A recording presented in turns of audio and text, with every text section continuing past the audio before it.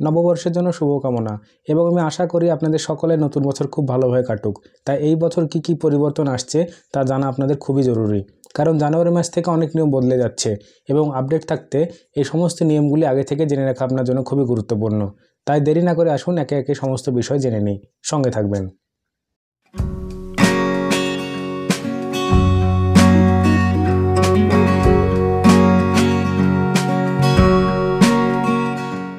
2024 সালের শুরু থেকেই আমাদের দেশে কিছু নিয়মে পরিবর্তন আনা হচ্ছে। সাধারণ মানুষ সেই সমস্ত পরিবর্তনের কথা আগে থেকে না জানলে সমস্যায় পড়তে পারেন। তাই জেনে নিন নতুন বছরের শুরু থেকে কি পরিবর্তন আসতে চলেছে। 1 নম্বর, আধার সংক্রান্ত বদল। নতুন বছরে নতুন করে আধার কার্ড তৈরি করার ক্ষেত্রে বড়সড় পরিবর্তন আনতে চলেছে সরকার। নতুনভাবে আধার কার্ড তৈরি করার প্রক্রিয়া হবে পাসপোর্ট তৈরি করার মতোই জটিল। পাসপোর্টের মতোই যাচাই করা হবে নতুন আধার কার্ড তৈরি করা আবেদনকারী সমস্ত নথিপত্র। এই নিয়ম অনুসারে জানা যাচ্ছে যে আধার কার্ডের তথ্য যাচাই করার কাজে সরকারের তরফ থেকে দায়িত্ব দেওয়া হতে পারে জেলা স্তরে অতিরিক্ত জেলা ম্যাজিস্ট্রেট এবং মহকুমা স্তরে এসডিএমকে। এই উচ্চপদস্থ কর্মচারীদের দ্বারা মনোনীত হলে তবেই আধার কার্ড বৈধ বলে গ্রাহ্য হবে।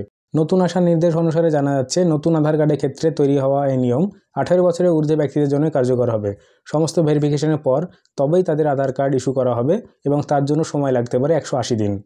সিম কার্ড সংক্রান্ত বদল। মোবাইল ব্যবহার করার ক্ষেত্রে নতুন সিম গ্রহণ করতে গেলে এই প্রক্রিয়া আগে থেকে আরও জটিল হতে চলেছে। আগে শুধুমাত্র আধার কার্ড দিয়েই এবং টাকা দিয়েই নতুন সিম কার্ড পাওয়া যেত, কিন্তু নতুন বছরে নতুন নিয়ম অনুসারে কোনো ব্যক্তির পরিচয়পত্র সঠিকভাবে যাচাই করার পরেই তাকে নতুন সিম কার্ড দেওয়া হবে। নতুন সিম কার্ড কেনার সময় ক্রেতার আধার বায়োমেট্রিক যাচাই করা হবে এবং চোখ এবং ফিঙ্গারপ্রিন্ট স্ক্যান করে তবেই কিন্তু নতুন সিম প্রদান করা হবে। কোনো টেলিকম সংস্থা বা কোনো গ্রাহক এই নিয়ম লঙ্ঘন করলে তার বিরুদ্ধে জরিমানা এবং শাস্তির ব্যবস্থা করা হবে। আধার সংক্রান্ত বদল। অনেকেই তাদের জন্ম তারিখের প্রমাণপত্র হিসাবে আধার কার্ডে লেখা থাকা জন্ম তারিখকেই ব্যবহার করেন। তবে নতুন বছর থেকে জন্মের প্রমাণপত্র হিসাবে আধার কার্ডে লেখা থাকা জন্ম তারিখ বৈধ বলে বিবেচিত হবে না। ইউআইডিএ নির্দেশিকা অনুসারে জানা গেছে যে এবার থেকে জন্ম তারিখের প্রমাণ দেওয়ার জন্য আধার কার্ডের সঙ্গে সঙ্গে ব্যবহার করতে হবে জন্মের সার্টিফিকেট।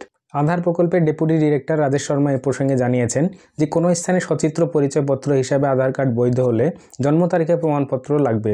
সেখানে আধার কার্ড ব্যবহার করা যাবে না, সেখানে আধার কার্ডের সঙ্গে লাগবে জন্মের সার্টিফিকেট। Marriage registry. বিবাহ ক্ষেত্রে রেজিস্ট্রি করার সময় আধার বায়োমেট্রিক বাধ্যতামূলক বলে ঘোষণা করা হয়েছে। ই সিগনেচার হিসাবে শুধুমাত্র আঙুলের ছাপই গ্রহণ করা নয়, আবেদনকারীর মুখের স্ক্যান এবং চোখের আইরিস স্ক্যানও করা হবে বিয়ে রেজিস্ট্রি করার সময়। এমনকি বিয়ে রেজিস্ট্রির ক্ষেত্রে সাক্ষীদেরও বায়োমেট্রিক স্ক্যান করা হবে সে কথা জানানো হয়েছে। গ্যাসের ইকেওয়াইসি সংক্রান্ত বদল। এর আগে 31শে ডিসেম্বর পর্যন্ত গ্যাসের ক্ষেত্রে বায়োমেট্রিক সংযোজনের সময়সীমা নির্ধারিত করা হয়েছিল। নতুন বছরে সেই সময়সীমা আরও বৃদ্ধি করা হয়েছে। বর্তমানে সেই সময়সীমা বৃদ্ধি করে 31শে মার্চ 2024 পর্যন্ত করা হয়েছে। শেয়ার সংক্রান্ত বদল।